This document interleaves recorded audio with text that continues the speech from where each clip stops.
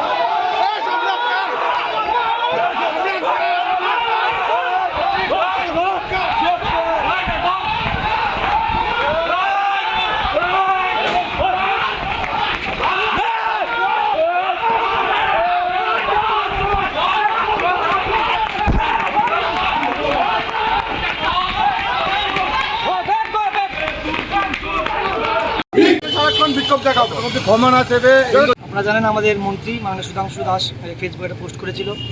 ওনার এই পোস্টের বিরুদ্ধে জিতেন চৌধুরীরা কালো পতাকা দেখেছে বিধানসভায়।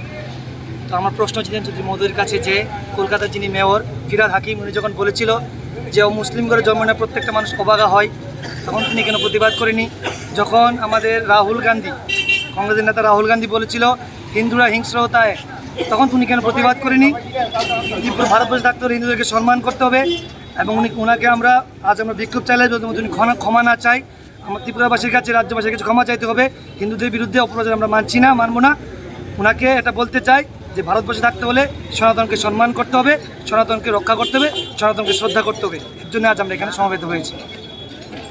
আপনারা কারা যারা এখানে আজ বিক্ষোভ? আমরা সকলে হিন্দুরা, ত্রিপুরা রাজ্যের মানুষ, আগরতলার মানুষ।